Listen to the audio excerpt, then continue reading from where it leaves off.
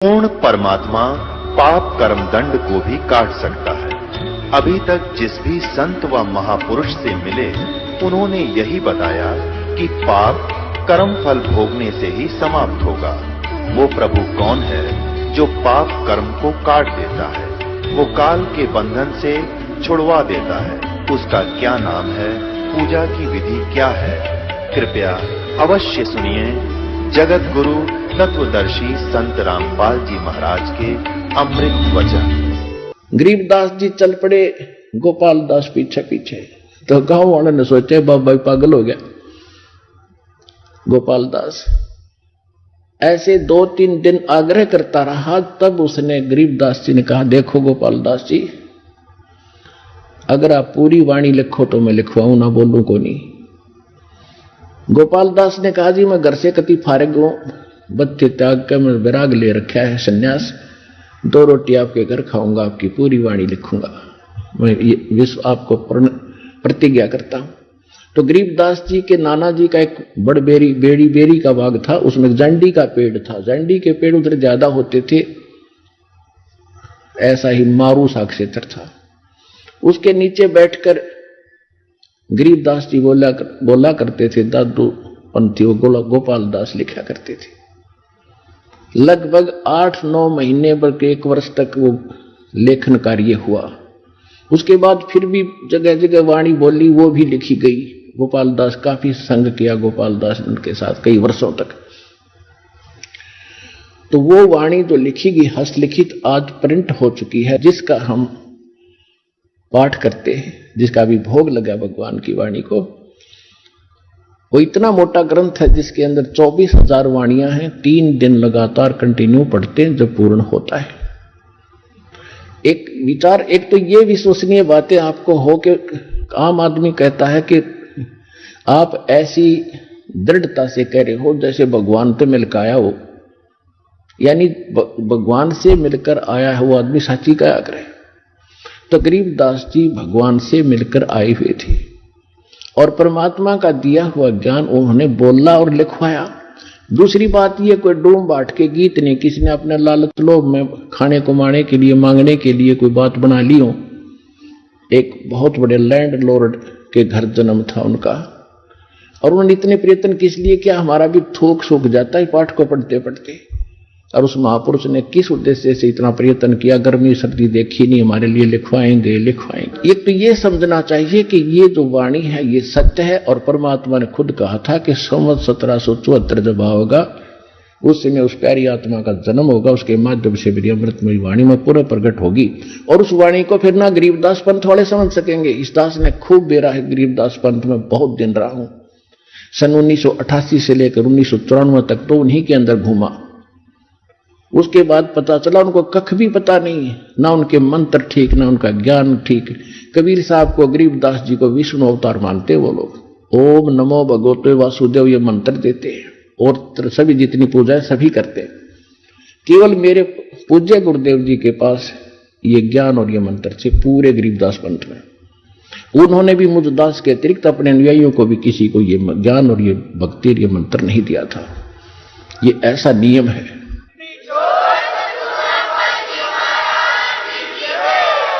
तो प्रश्न चल रहा है कि वो मंत्र कौन से हैं जिनसे मोक्ष होगा। ये सूक्ष्म वेद में लिखा, गरीबदास जी ने अपना कंप्लीट कोर्स लिखा हुआ है, उसमें ये 7 मंत्र हैं। पहले ये 5 दिए जाते थे, अब जो प्राइम टाइम है इसमें ये 7 दिए जाएंगे। ये वेदों में प्रमाण है कि जब मोक्ष समय आएगा पूर्व संत, तो पहले तो 5 दिए जाएंगे, उसके बाद फिर 7 दिए जाएंगे। ये दास ने अपने प्रवचनों में भी बताया है, जिसकी एक पुस्तक भी बनी हुई है, कबीर पंथ की स्थापना, पतन और उत्थान। उसके अंदर दास ने पूरा विवरण उसमें दिया हुआ, लिखा हुआ है। अब क्या है कि पहले वो 7 मंत्र गरीबदास जी ने अपनी वाणी में कति अलग से मंत्र लिखा पूरा। उसके बाद फिर एक होरी अंग है, होरी, उसके अंदर क्या बताया है। अब जैसे नानक साहिब जी की एक समुद्र की साखी नाम की एक वाणी है, भाई बाल्य वाली जन्म साखी के अंदर आपको बहुत बार दिखाया भी है, रूबरू भी किया है।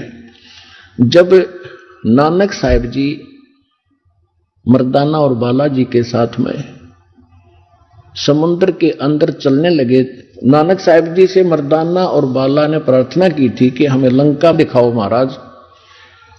तब समुद्र के किनारे जाकर के उन्होंने कहा था कि तुम मेरे पीछे वाहेगुरु वाहेगुरु मंत्र बोलते हुए आ जाओ, और ऐसे चल पड़े जैसे पृथ्वी पर चलते हैं, समुद्र के ऊपर चल पड़े। उधर नानक साहिब जी वो सतनाम 2 अक्षर का, जैसे वाणी माता है सोए गुरु पूरा कहावे 2 अक्षर का भेद बतावे, और नानक साहिब जी ने कहा कि कहते हैं कि जे तू पढ़ा पंडित बिन 2 अक्षर बिन 2 नावा, परवत नानक एक लंघाए जय कर सत समावा। पंडित जी को कहते हैं जे तू पढ़ा पंडित बिन 2 अक्षर बिन 2, एक 2 नाम नहीं है तेरे पास, 2 अक्षर का ये मंत्र नहीं है, तो चैतन्य चारों वेद भी गोट रखे योजले से। यही कबीर परमात्मा ने तो ये दे ही रखा ज्ञान।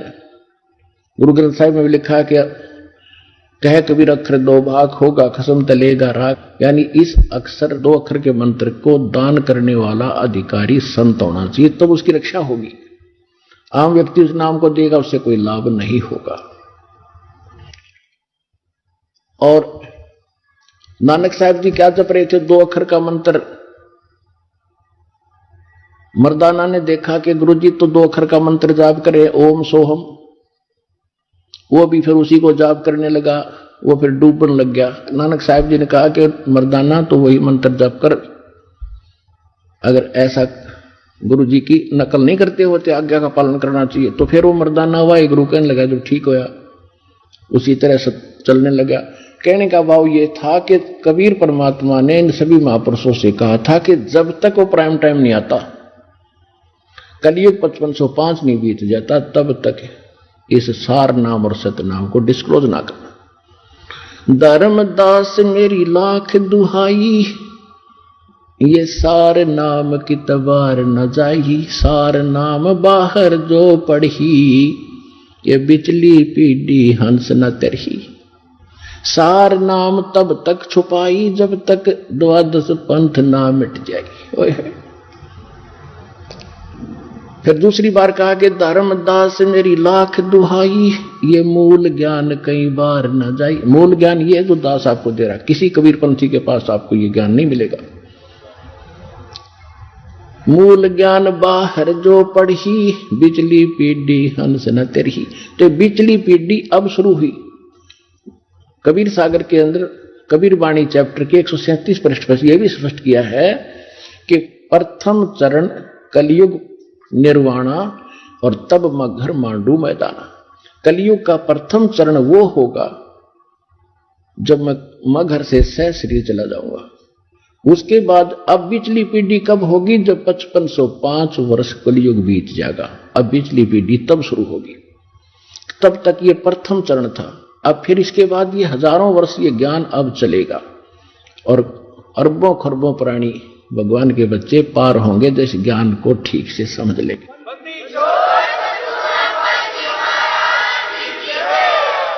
उसके बाद फिर ये भक्ति नाश हो जाएगी, कृतघ्नी प्राणी हो जाएंगे, मांसाहारी हो जाएंगे, कलयुग के एंड में तो बुरा हाल हो जाएगा। अब फिर पुनः सतयुग जैसा माहौल होगा, पूरी पृथ्वी पर वातावरण चेंज होगा, सुंदर बाग बगीचे, उसी तरह सुंदर आहार शुरू होगा। अच्छे ये परमात्मा देगा, परमात्मा की तरफ से आएंगे, सारा कुछ देखना कैसे होगा आप सोच भी नहीं सकोगे ये क्या हो रहा है। आपस में शांति होगी। तो नानक साहिब जी ने यह भी दिखाना था कि मैं ये नाम जाप करता हूं जिससे मेरी मुक्ति हुई, 2 अक्षर का मंत्र ये है।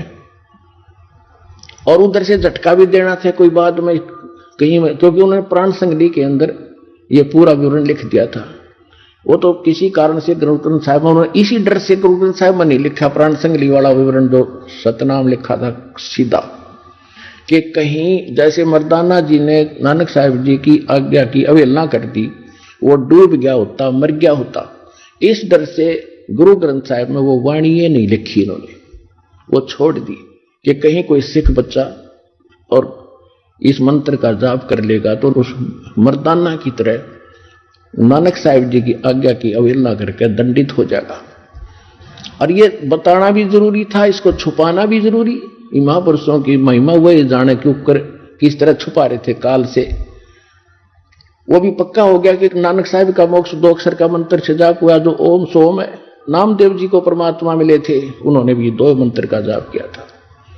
नामा छिपा ओम तारी पीछे सोहम भेद विचारी, सार शब्द पाया जद लोई आवागमन बोर ना होई। गीसादास जी कहते हैं ओम सोहम जप ले भाई, राम नाम की यह कमाई। अब गीसा पंथ में कितना यू मंत्र नहीं और मंत्र अटपट करें, और इसका पूरा एक शब्द है यू गीसादास जी का। इसने सारे नट लेते हैं कि यू मंत्र है, सारी एक कविता आरती सी है। ये तो यो मंत्र अलग है। गरीबदास जी कहते हैं राम नाम जप कर थर होई, ओम सोहम मंत्र दोई। तो क्या सिद्ध हुआ? ओम मंत्र वेदों में है और परमात्मा कहते सो हम शब्द हम जग में लाए, सार शब्द हमने गुप्त छुपाए। सार शब्द की तो छीट भी ना लगन दी दाता ने, वो स्वयं प्रकट करते हैं, इस दास को दिया फिर अब आगे देने के लिए।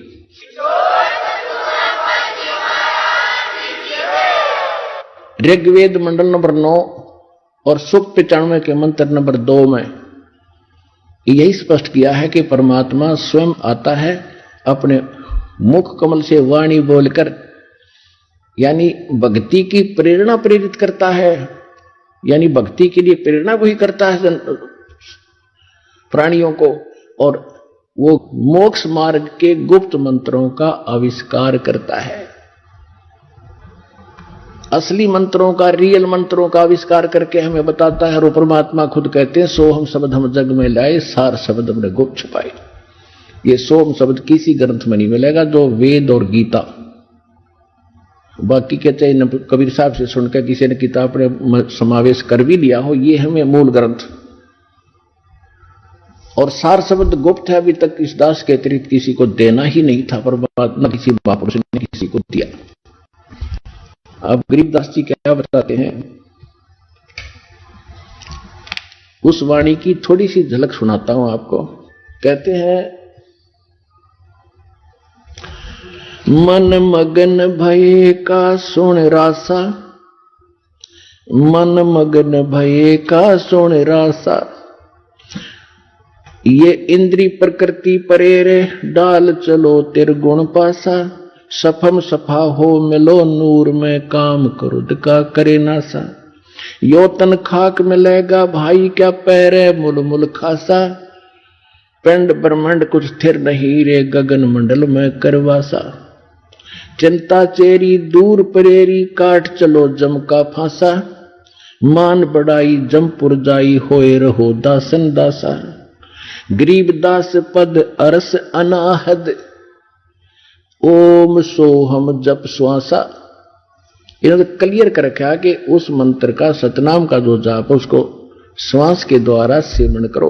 ओम सोहम मंत्र सारम, सुरत नृत से करो उच्चारम, ओम सोहम मंत्र जपिए योग युगतिया धूणी तपिए।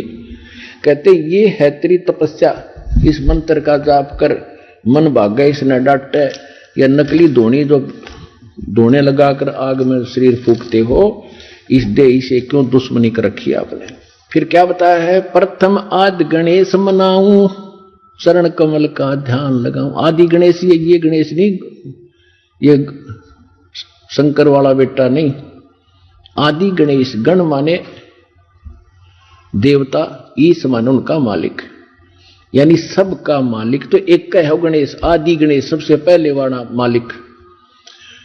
किलियम ओम सोहम सारम, या गायत्री मूल उचारम, हरियम शरियम सुरत समोदम, 5 नाम पूर्ण प्रमोदम। अब यहां पर संकेत दिया है कि ये 5 मंत्र ये हैं जो इन कमलों को खोलने के। और इसमें 2 मंत्र और अलग से लिखे स्पेशल जो आपको दिए जाते हैं, वो परमात्मा की भक्ति प्रारंभ से स्टार्ट हो जाती है। अब एक छोटा सा शब्द सुनाऊंगा गरीबदास जी की वाणी का, क्योंकि ये अमर वाणी है, गॉड गिवन वाणी है। इसका तो सीधा असर आपके शरीर पर होता है। जैसे एक गारडू होता है, सर्प का विष उतारने वाला जादू मंत्र बोलता है, जिसको सर्प डस जाता है वो अचेत होता है, वो सुन नहीं सकता उस वाणी को, उस मंत्र के नव मंत्र के रहस्य को जानता, ना उसका अनुवाद जानता, ना वह सुन भी नहीं रहा है।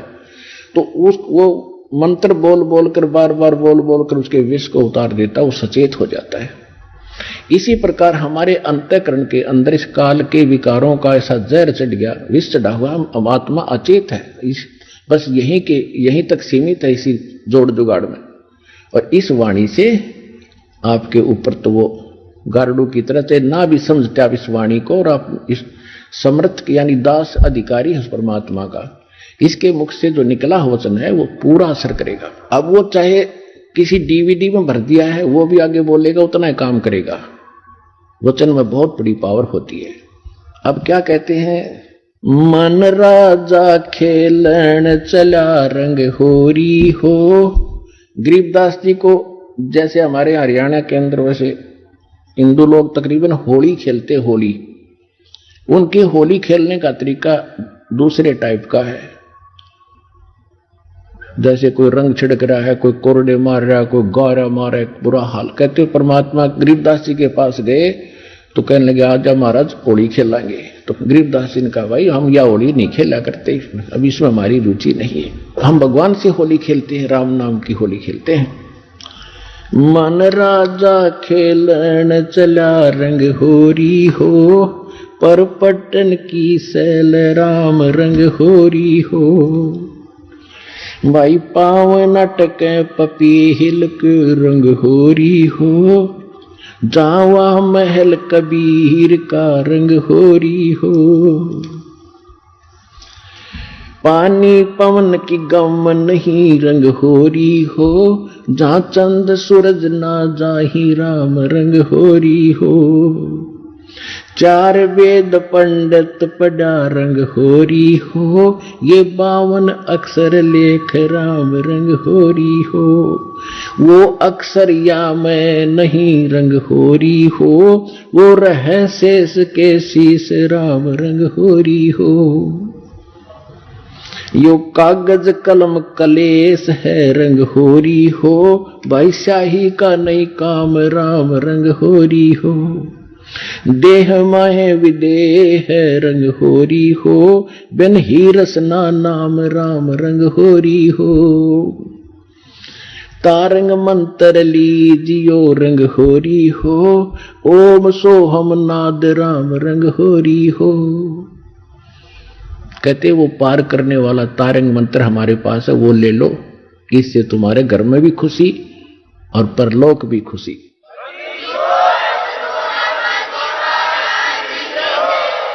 तारंग मंत्र लीजियो रंग होरी हो, ये ओम सोहम नाद राम रंग होरी हो। फिर इनसे आगे और मंत्र है, सुकृत नाम उचार है रंग होरी हो, लीला अगम अगाध राम रंग होरी हो। गरीबदास ने कहा कि सोहम ऊपर और है, सत सुकृत एक नाम, उसको सार नाम की तरफ संकेत है। ओहम सोहम मध्य है रंग होरी हो, वह सुख मंत्र पाव राम रंग होरी हो। केवल ओम सोम से बात नहीं बनेगी, वो सार नाम और है। निर्गुण पद निर्वाण है रंग होरी हो, सुरत नृत धुन लाव राम रंग होरी हो। ओहम सोहम मध्य है रंग होरी हो, वो सुख मंत्र छाक राम रंग होरी हो। या मंत्र से पार हो रंग होरी हो।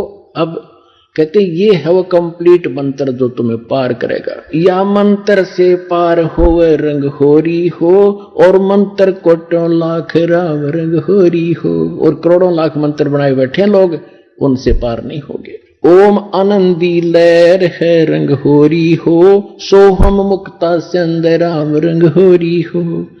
ओम सोहम सार है रंग होरी हो, और कोट कला रविचंद राम रंग होरी हो। फिर कितना महत्व बताया है। एक श्वास उश्वास के मंत्र से, 2 अक्षर के मंत्र का, सतनाम का। ओम सोहम पालड़ रंग होरी हो, 14 लोक चढ़ावे राम रंग होरी हो, 3 लोक पासंग धर रंग होरी हो, तो ना तुले तुलाया राम रंग होरी हो। ओए होए। अब क्या बताया गरीबदास साहिब जी ने, जो परमात्मा ने इनको ज्ञान दिया था कि बेटा ऐसा मंत्र दूंगा तुम्हें कि थोड़ी भक्ति से अब जल्दी में भक्ति युक्त हो जाओगे, घना धन भक्ति का इकट्ठा हो जाएगा। अब कहते हैं एक मंत्र पूरे अधिकारी संत से लेकर श्वास उश्वास का जो सतनाम का मंत्र है, एक जाप की कितनी कीमत है। अब पासिंग, पहले पासिंग समझाऊं। पासिंग क्या होता था, क्योंकि वर्तमान के बच्चे ज्यादा शिक्षा में लग गए हैं, इनको ज्ञान नहीं। ये पुराने समय की बोली वाणी है, 250-300 वर्ष पहले की। तो पासिंग होता था, जैसे पहले तराजू होते थे देसी, 2 पलड़े होते थे, एक बीच में डंडी से, उसके सेंटर में एक डंड पकड़ने के लिए धागे से बांध लिया करते थे। हमारे दास का जन्म किसान जाट परिवार में हुआ, तो ये बनिए लोग अब हमारे घर से कणक लेने आते थे, कोई बाजरा ज्वार जैसे घर के बेचते थे फालतू कणक को। तो जब वो व्यापारी आता था, उसको सबसे पहले कहते थे कि लाला जी अपनी ताखड़ी तो चेक करा, तराजू तेरी चेक करा, कोई इसमें एरर तो नहीं है, पासिंग तो नहीं है, पासिंग। और उस एरर को ठीक करने के लिए जैसे कोई थोड़ी बहुत टेढ़ा मेढ़ा होता पलड़ा, तो वहीं से कणक जो तोली जाती थी, जैसे 50 मन गेहूं तोलने हैं और उसमें तखड़ी में एरर है तराजू में, तो थोड़े से गेहूं उठाकर दूसरे पलड़े में डाल देते, वह बैलेंस हो जाती। उसको पासिंग कहा करते। 4 दाने 10-20 दाने जो कणक के होते, गेहूं के या बाजरे के, जो तोलना होता था, उसको कहते पासिंग। और सौदा बाकी है तो सैकड़ों 50 मन गेहूं फटाफट तोलने, वो है सौदा। तो और ये है पासिंग। तो क्या बताते हैं, ओम सोहम पालड़ रंग होरी हो। एक तरफ तो ये एक मंत्र का जाप रख दो सतनाम का, इसको सतनाम कहते 2 अक्षर के मंत्र को। और दूसरी तरफ कहते 14 लोक चढ़ावे राम रंग होरी हो, और 3 लोक पासंग धरे रंग होरी हो। ये 3 लोक पृथ्वी, स्वर्ग और पाताल, जहां पर हम रह रहे। जैसे छोटे से टुकड़े का कोई मुख्यमंत्री बन गया, वो तुमने सोचा पता नहीं के बन गया तू बिना ज्ञान के, और कोई एक छोटे से टुकड़े का प्रधानमंत्री बन गया देश का, बस फूला नहीं समाता। परमात्मा कहते असली धन और असली सुख जो तुमने जहां जाना है, उसकी तुलना में, उस सुख की तुलना में, और जो मुक्ति मार्ग में बता रहा हूं इसकी कितनी कीमत है। कहते 3 लोक, ये तीनों लोक तो सौदे में नहीं हमारे में। जैसे विष्णु का लोक, शिव जी का लोक, ब्रह्मा जी का लोक, दुर्गा जी का लोक, और ऊपर के महास्वर्ग जो ब्रह्म लोक के अंदर अन्य लोक, ये कुल मिलाकर 14 लोक है। कहते इनको एक पालने में रख दे और 3 लोक की तो गिनती है नहीं, ये तो पासिंग में समझ लो। और एक तरफ रख दो इस सतनाम के श्वास, श्वास से मंत्र है इसका। जैसे परमात्मा भी कहते हैं कबीर साहब अपनी वाणी में, श्वास उश्वास में नाम जपो, व्यर्था श्वास मत खो, ना जाने इस श्वास को भाई आवण हो के न हो। कहता हूं कई जात हूं, कहूं बजा के ढोले, श्वास जो खाली जात है, यो 3 लोक का मोल।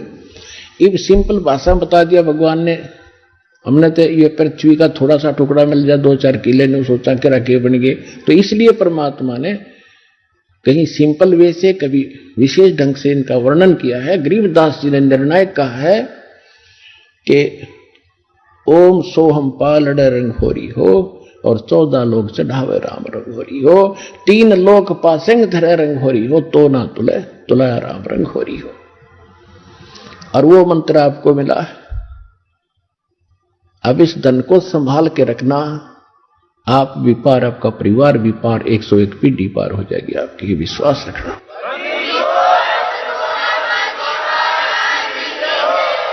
तो आज का प्रसंग ये था कि विश्वास कैसे करें। जो भक्ति हम कर रहे हैं तो आपको संवेदों से प्रमाणित कर दिया, उन महापुरुषों की वाणी से प्रमाणित कर दिया जिनको भगवान आकर मिले, जिन्होंने वो यथार्थ ज्ञान बताया और अपने एफिडेविट दे रखे और उनका मोक्ष हुआ, सब मानते हैं।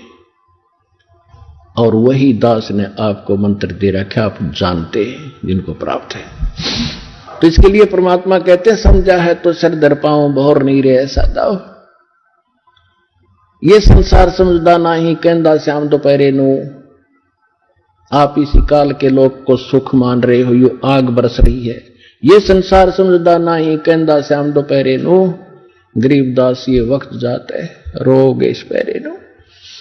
अब जहाज से उसमें छूट गया, फिर पछतावा शेष रह जाएगा। इसलिए आप भी दृढ़ हो, जहां तक आपकी पहुंच बने अपने भाई बहनों को जगा दो, ये समय बार बार नहीं मिलेगा।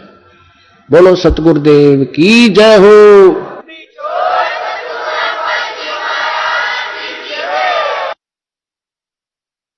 परमपिता परमात्मा पूर्ण ब्रह्म सारी सृष्टि के रचनहार कबीर परमेश्वर जी की असीम रजा से आप सभी पुण्यात्माएं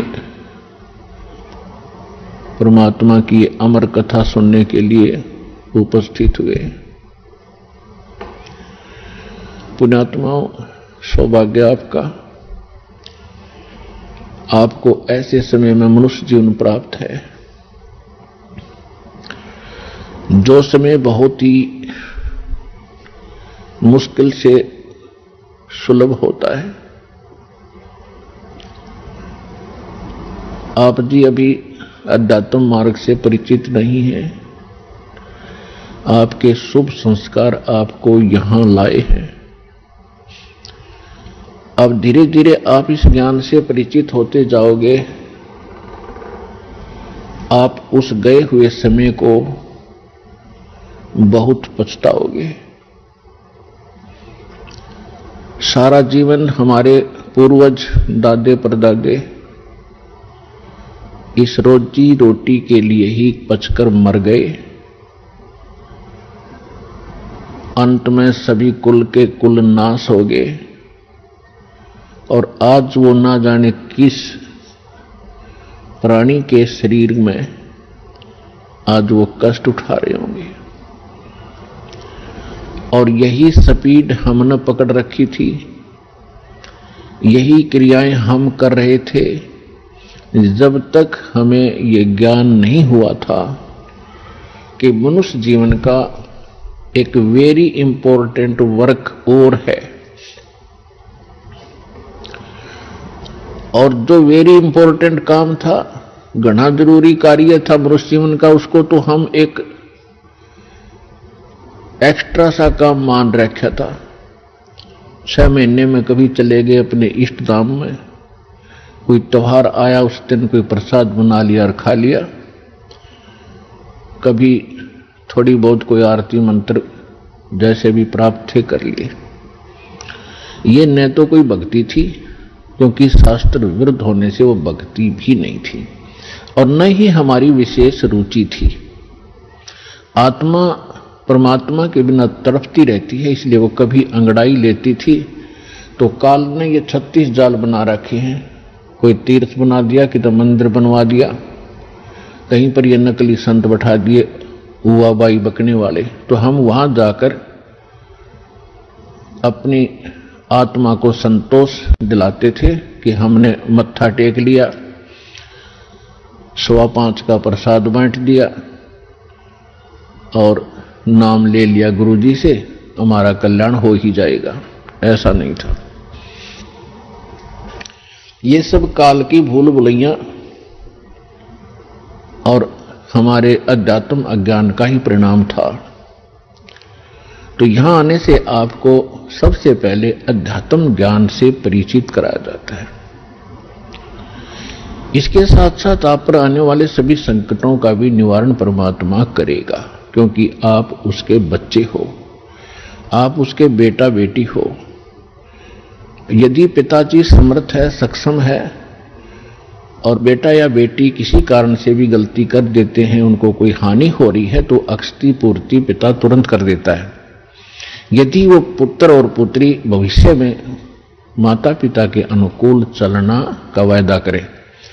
इसी प्रकार हम बिगड़ गए हैं, अपने परमात्मा पिता से विमुख हो गए थे, और इस काल के जाल में फंस के हम अनेकों कष्ट उठा रहे हैं। जिसमें हम परमात्मा के पुनः समर्पित हो जाएंगे, वो हमें फिर सभी सुख देगा, उस पिता की तरह जो अपनी संतान को देता ही है। तो आपके ऊपर एक विशेष रहम किया है दाता ने, ऐसे समय में मानुष जीवन दिया, और फिर पिछले शुभ संस्कार आपके यहां प्रेरित करके लाए हैं। यहां पर कोई भी पुण्यात्मा भले ही कोई किसी रोग के कारण आया है, कोई अन्य संकट निवारण के लिए ही यहां पहुंचा है, उसके लिए वो दुख, वो कष्ट, वो संकट एक वरदान सिद्ध होगा, यदि वो इस मार्ग पर ढंग से समझकर टिका रहा तो। क्योंकि कोई भी ऐसी वस्तु नहीं होती जो तुरंत कर दी जावे। एक संकट आपका आशीर्वाद से निवारण कर भी दिया और आप संतुष्ट हो गए और चले गए, फिर आए नहीं, वो तो एक का दुख दूर हुआ। आपके जीवन में ना जाने कितने संकट और आने शेष हैं, और यहां आते रहोगे तो उन सभी का निवारण सहज में होता रहेगा। आपको पता भी नहीं चलेगा कि कोई आपत्ति हमारे पर आनी थी, उसको परमात्मा पहले ही दूर कर देगा। किनके संकट दूर करेगा? जो परमात्मा पर समर्पित हो जाएंगे। समर्पित हमने कैसे होना है? जैसे पति भरता स्त्री अपने पति के अतिरिक्त किसी अन्य पुरुष में कभी भी पति वाला भाव नहीं करती, तो उसका पति उससे विशेष प्रेम करता है, विशेष उसका ध्यान रखता है। तो हम अपने पति से, अपने मालिक से, अपने स्वामी पूर्ण परमात्मा कबीर देव से हम दूर हो चुके हैं। हमने यहां आकर के 36 खत्म कर लिए। कैसे कर लिए? कभी हम शिव की पूजा करते हैं, उसको मालिक मान बैठते हैं, कभी हम गणेश को मालिक मान बैठते हैं, कभी हम विष्णु जी को, कभी हम अन्य देवी देवताओं या गांव के किसी भैरव भूत बेतालों को। और ये ऐसे सक्षम नहीं हैं जो हमें कुछ सुख दे सके। ये ना हमें दुख दे सकते, ना ये हमें सुख दे सकते, क्योंकि ये केवल हमें किया कर्म ही देते हैं। और पूर्ण परमात्मा सत्य पुरुष कबीर देव, कबीर साहिब, ये हमारे सभी संकटों का निवारण करते हैं। ये सक्षम है। हमारे जीवन में आने वाले यानी प्रारब्ध में, किस्मत में किसी भी प्रकार का कोई संकट है, उसका ये निवारण सहज में कर देते हैं। ये कब करते हैं? जब हमारी आस्था 100% कबीर परमेश्वर में हो जाएगी और अन्य किसी भी देव से हम कोई भी वस्तु की डिमांड स्वप्न में भी नहीं करेंगे। किसी भी प्रकार का कोई संकट है तो अपने परमात्मा कबीर जी से ही हम अर्जी लगाएंगे हृदय से। कुछ समय के बाद आपका स्वभाव बन जाएगा इस ज्ञान और समाधान और इस भक्ति के कारण कि आप पर कुछ भी आपत्ति आवेगी, आप केवल हे बंदी छोड़, हे परमपिता परमात्मा कबीर साहिब, आपके मुख से यही निकलेगा।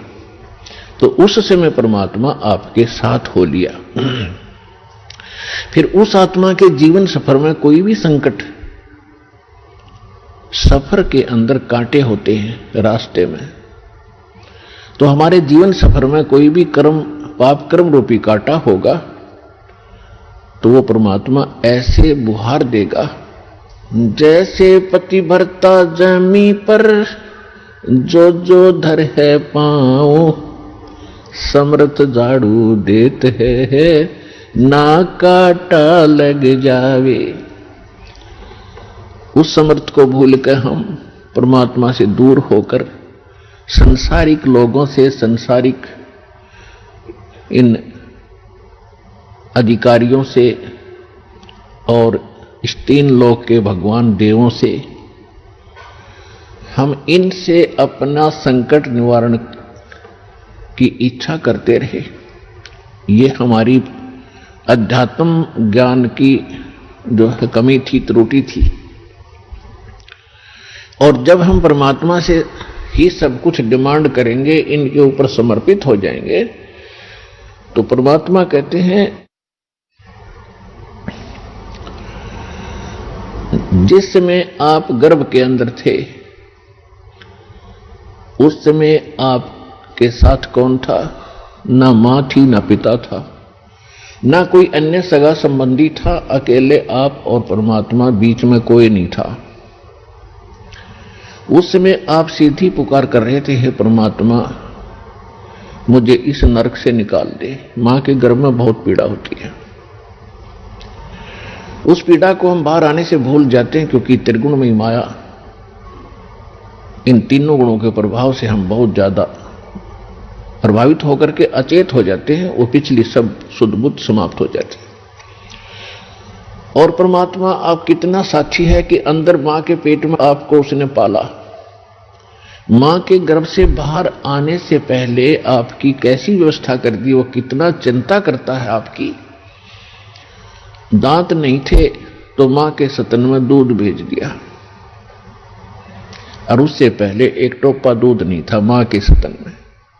जो परमात्मा इतना भविष्य की आपकी चिंता करता है, और बाहर आकर के आप स्वयं इतने इंटेलिजेंट बन गए, चतुर बन जाते हो, धनी बनने के लिए, अपनी सुरक्षा करने के लिए, अपने को सुखी बनाने के लिए लोगों को लूटते हो, रिश्वत लेते हो, चोरी करते हो, डाके मारते हो। आप भगवान के विधान को भूल गए, आपको याद नहीं है। जो परमात्मा आपकी इतनी केयर टेक करता है, इतनी देखभाल पहले से चिंतित है, तो अब कौन सा वो दूर है आपसे। आपको केवल प्रारब्ध तो मिलेगा ही मिलेगा जो आपकी किस्मत में लिखा है, उसको भी मिलेगा जो भक्ति नहीं करते। लेकिन भक्ति करने का उद्देश्य मूल यही होता है आत्म कल्याण हो, और इस जीवन में हमारा कोई पाप कर्म हो, कोई कष्ट आना हो, उसका भी निवारण हो। तो उसका निवारण तो एक ही से हो सकता है, उस परम पिता परमात्मा पूर्ण ब्रह्म से। अन्य भगवान, अन्य ये देव वो संकट निवारण नहीं कर सकते। पाप के हमारे किस्मत में लिखे हुए कर्म को वो नहीं समाप्त कर सकते, वो भोगना ही पड़ता है। केवल कबीर देव, कबीर साहब, ये हमारे इन पाप का नाश कर सकता है, हमारे जीवन को सुखी कर सकता है। तो क्या बताते हैं, उस समर्थ की रीझ छुपाई, अब कुल कुटुंब से राता, गर्भ के अंदर बचन भरे थे, कहां गई वो बात। अब देखो परमात्मा फिर आकर हमें सचेत करते हैं, क्योंकि काल ने तो हमारे ऊपर पर्दा डाल दिया, बुद्धि पर पत्थर गिर दिए। मां के गर्भ से बाहर आते ही हम सब कुछ भूल गए, नए सिरे से पढ़ाई जाती है। ये तेरा चाचा, ये तेरी चाची, ये तेरी माँ, ये तेरे पिता, मामा, ये बुआ, और कै ख ग ग ड, ये नए सिरे से पढ़ाई जाते हैं। हम इतने जो है अचेत हो जाते हैं, और परमात्मा फिर आकर हमें फिर नए सिरे से याद दिलाते हैं कि उस समर्थ की रीझ छुपाई। उस समर्थ ने आपके ऊपर प्रसन्न होकर के आपकी प्रार्थना सुनी। रीझ माने खुश होकर के आप पर जो रहम किया, वो रीझ आपके ऊपर प्रसन्न हुए, उस समर्थ की रीझ छुपाई, वो भूल गया तो उस मालिक के उस रहम को। अब कुल कुटुंब तय राता, अब भूल गया ये तेरा बेटा या कोठी या कार ये मेरा, ऐसे वैसे सारा दिन इसी भूल भुलैया में जीवन नाश कर रहा है। और गर्भ के अंदर वचन भरे थे, कहां गई वो बात। अब परमात्मा याद दिलाते हैं, अब कहां गई वो तेरी बात। जब यूं कहा था मां के पेट में कि हे परमात्मा एक बार मुझे बाहर निकाल दे, कभी भी गलती नहीं करूंगा, आपकी याद गणी रखूंगा और आप पर पूरा विश्वास करूंगा। निर्वाह के लिए कार्य करते समय भी आपकी याद कभी नहीं भूलूंगा। और अब हम क्या करते हैं, केवल सांसारिक इन कार्यों में सारा जीवन लगाते हैं। भगवान की याद तो कभी कोई चर्चा करता तभी आती है, ना तो स्वप्न में भी ना आती है हमारे को। तो उसके लिए क्या बताते हैं कि वो परमात्मा जब आपको मां के गर्भ में भी सुरक्षित रखता है, आपके बाहर आने से पहले आपके आहार के लिए मां के स्तन में दूध भेजता है, तो आगे आने वाले जीवन में जो तूने जैसा किया है उसमें क्या वो कमी करेगा। तो इस आधार से भी हमने उन बुराइयों से हट जाना चाहिए जो हम स्वयं धनी बनना चाहते हैं। चोर मिलावट करके, झूठ बोल के, चोरी करके हम इस तरह जो धनी बनना चाहते हैं, रिश्वत लेकर, तो ये हमारी भूल है। ये पैसा ऐसे एकत्रित किया हुआ आपके पास नहीं रहेगा। परमात्मा आप पर रहम करेगा और उसकी भक्ति सत्य करोगे तो जो प्रारब्ध है वो तो आपका मिलेगा मिलेगा, लेकिन उस प्रारब्ध के अंदर जो कांटे हैं कर्म के वो नहीं दुख देंगे। और फिर प्रारब्ध से अधिक भी देगा, क्योंकि परमात्मा के पास वो समर्थ है, वो उनके पास एक वीटो पावर है, वो केवल कबीर साहब के पास है। जैसी आपकी श्रद्धा और लगन देखेगा, विश्वास और दृढ़ता देखेंगे, तो आपको किस्मत से अधिक भी देंगे, अच्छा भी देंगे, और आपके पाप रूपी कर्मों के कांटों को भी वो पहले ही निकाल देंगे। आप तक तो आने भी नहीं देंगे। वो जब आप पर समर्पित हो जाओगे उनके ऊपर कैसे समर्पित होंगे, और फिर वो कैसे करेगा। जो पति भरता पति से राती, आन पुरुष नहीं भावे, बस पीहर में सुरत प्रीतम में, ऐसे ध्यान लगावे। कि जैसे पतिव्रता अपने पति से ही लीन रहती है, आन पुरुष अन्य पुरुष नहीं भावे, उसके मन में स्वप्न में भी नहीं आता अन्य पुरुष के प्रति कोई भी कुविचार। और यदि वो लड़की अपने मां के चली जाती है तो भी अपने पति की शुद्ध, वो मुख से नहीं बोलती लेकिन अंदर से वो नहीं भूल पाती। ऐसे ही आप उस परम पिता पर आश्रित हो जाओगे। कहीं पर भी आप काम कर रहे होगे, किसी भी फील्ड में, चाहे दुकान, मजदूरी, किसानी या नौकरी, तो आप उसी लड़की की तरह उस पर अपने पति यानी कबीर भगवान को, परमात्मा को, उस मंत्रों को, उनके रहम को आप कभी भूल नहीं पाओगे। तो उस समय आपका नाता उस परम पिता से जुड़ चुका है। यदि आप पल पल पर भूल जाते हो, याद नहीं रहती है भगवान की मेहर, तो अभी आपकी समर्पण भाव में कोई कमी है, जिस कारण से भगवान ने आपको दृढ़ता से नहीं पकड़ा है। तो जब आपको परमात्मा दृढ़ता से कैच कर लेगा, आपकी सच्चा समर्पित भाव देख लेंगे, वो तो अंतर्यामी है। तो उस समय कहा है कि जैसे पतिव्रता जमीन पर और जो जो धर है पांव जितने कदम रखती है, समर्थ झाड़ू देत है ना कांटा लग जाए। इतना दयालु है ये कबीर भगवान। आपके जीवन रूपी सफर में आपके कदम रखने से पहले आपके वो पाप रूपी कांटों को बुहार देगा, झाड़ू दे देगा आपके रास्ते में,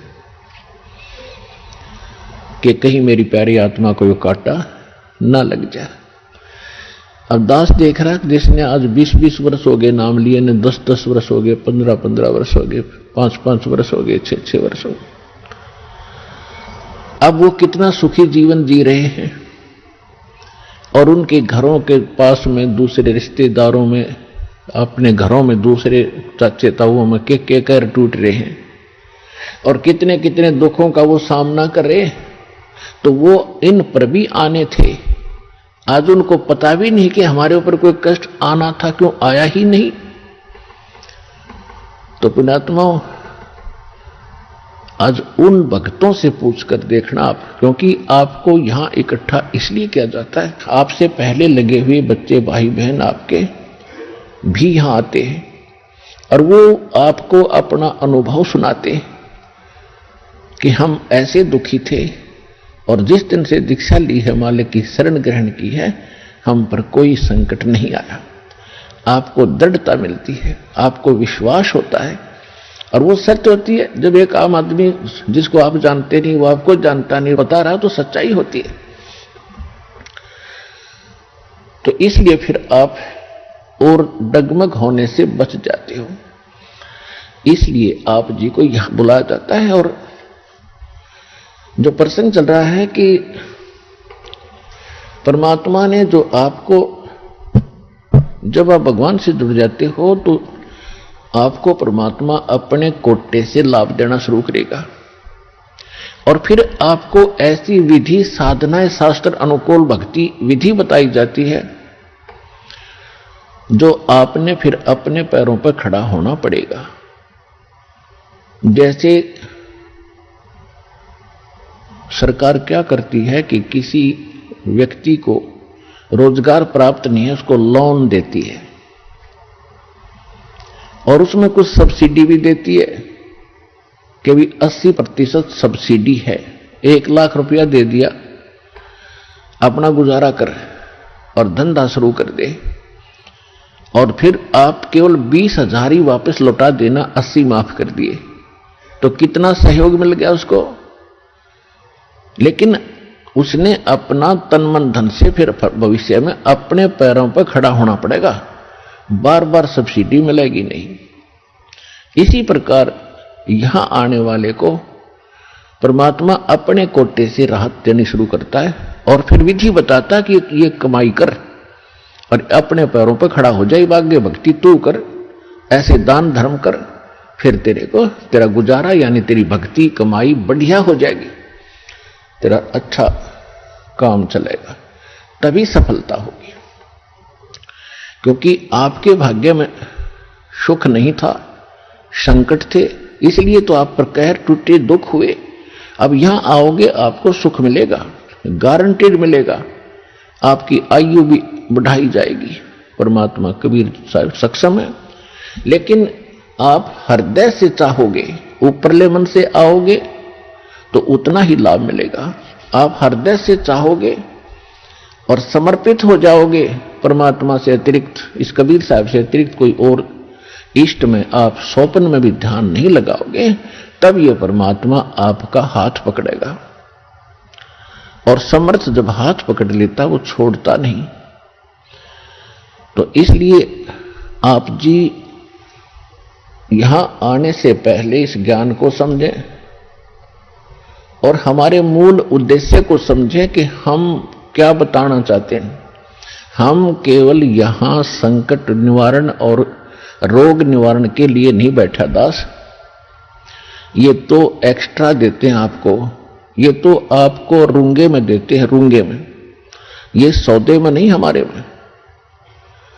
हमारे सौदे में तो केवल जन्म और मरण के इस कहर को समाप्त करने का ये हमारा उद्देश्य है। कोटि जन्म तन भर मत होगे, कुछ ना हाथ लगा रे। कुकर सुकर खरवया बोरे, कौवा हंस बुगारे। कोटि जन्म तू राजा की न्या, मिटी न मन की आशा। भिक्षुक होके दर दर घूम्या, ये मिला न निर्गुण रासा। इंद्र कुबेर ईश की पदवी, ब्रह्मा वरुण धर्मराया। विष्णुनाथ के पुर को जाके तो फिर भी वापस आया। असंग जन्म तन मरता होगे, जीवित क्यों न मरे रे। 12 दर मद महल मठ बोरे, बहुर न दे धरे रे। 2 जग भिष्ट सभी तैं देखे, राजपाट के रसिया। 3 लोक से तरपत नहीं, ये मन भोगी खसिया। सतगुरु मिले तो इच्छा मिटे, पद मिल पदे समाना। चल हंसा उस लोक पठाऊं, जो आदि अमर अस्थान। 4 मुक्ति जहां चंपी करती, माया होरी दासी। दास गरीब अभय पद पर से, वो मिले राम अविनाशी। हमारा ये सौदा है, हम ये सौदा दे रहे हैं, हम ये सौदा बेच रहे हैं। कोटि जन्म तो भ्रमत हो गए, और कुछ नहीं हाथ लगा रहे। एक करोड़पति व्यक्ति अपने हेलीकॉप्टर से आ रहा था, दुर्घटनाग्रस्त हो गया। उससे हेलीकॉप्टर से 1 मिनट में मृत्यु होगी, क्योंकि शास्त्र अनुकूल विधि साधना उनके पास थी नहीं। पिछला पुण्य समाप्त हुआ, संस्कार जीवन था वो समाप्त हुआ। वो जोड़ा जाड़ा धन यहां छोड़ के चला गया भाई, पल्ला जाड़ के। और अब क्या बनेगा? फिर पीछे तू पशुआ की जय, गद्दा बैल बनाई। ये 56 भोग कहाँ मन भोरे, की तकुरडी चरने जाई। ओए मुनात्माओं, कलेजा फट जा मानस का जब थोड़ी सी होश हो तो। और शोधी आवेगी, ज्ञान आएगा, अकल आवेगी इस ज्ञान के सुनंत। और ये ज्ञान सतगुरु दे सकता, पृथ्वी पर कोई दे नहीं सकता। और सतगुरु वर्तमान में इस दास के अतिरिक्त 21 ब्रह्मांड में नहीं है।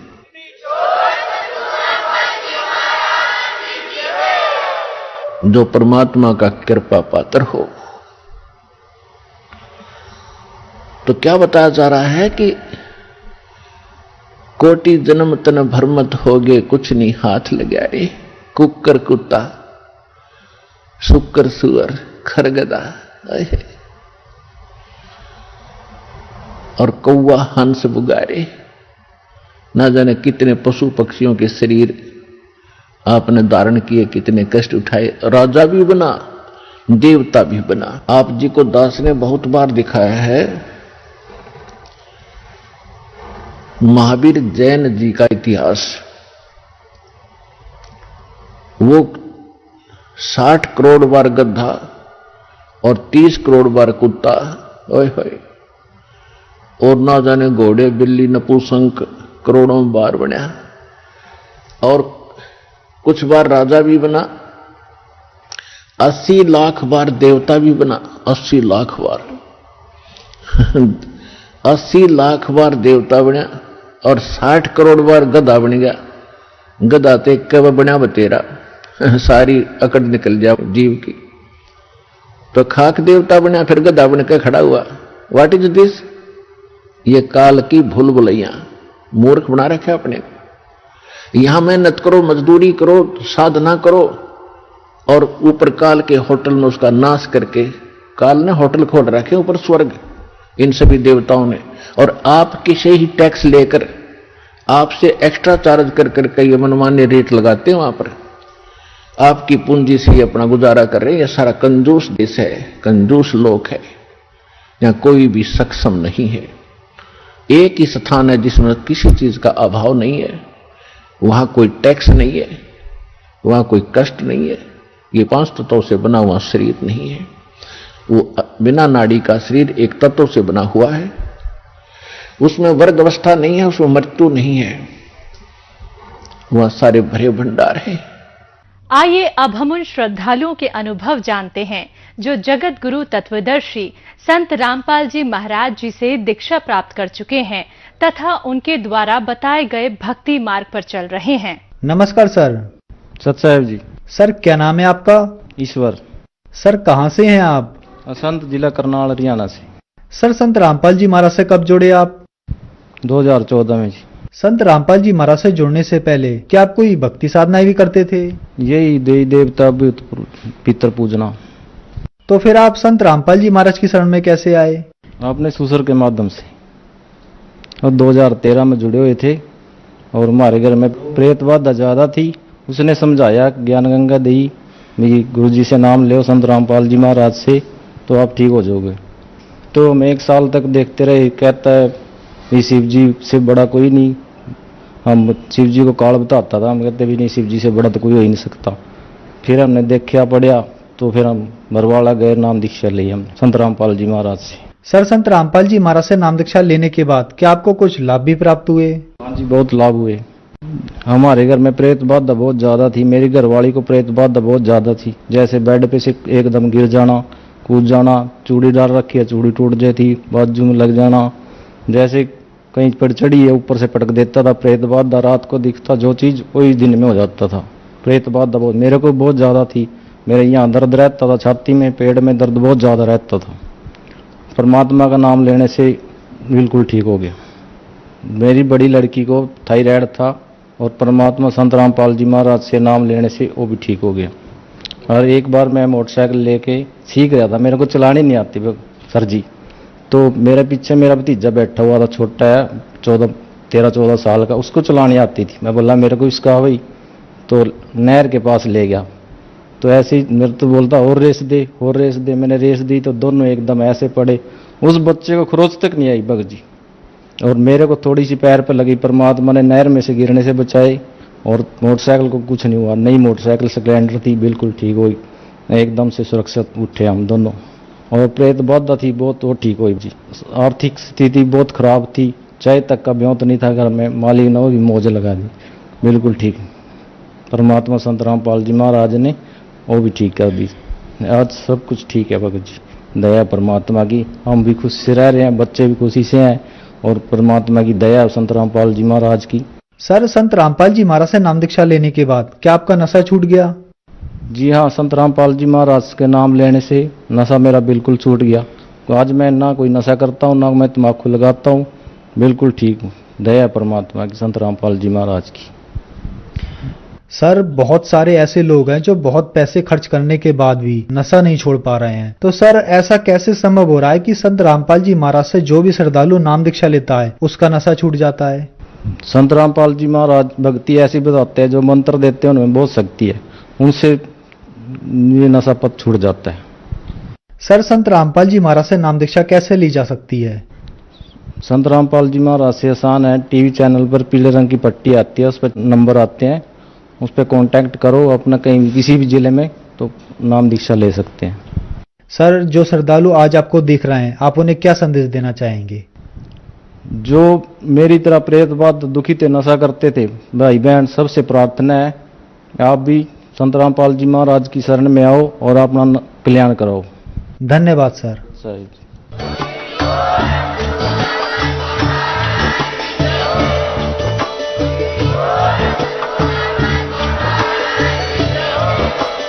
आप सुन रहे थे जगत गुरु तत्वदर्शी संत रामपाल जी महाराज जी के मंगल प्रवचन। अधिक जानकारी के लिए विजिट कीजिए हमारी वेबसाइट www.jagatgururampalji.org। संत रामपाल जी महाराज जी के शुभ आशीर्वाद से पूरे विश्व भर में 500 से भी ज्यादा नाम दीक्षा केंद्र हैं, जिन पर संत रामपाल जी महाराज जी द्वारा ऑनलाइन निःशुल्क नाम दीक्षा दी जा रही है। अपने नजदीकी नाम दीक्षा केंद्र का पता करने के लिए संपर्क करें 8222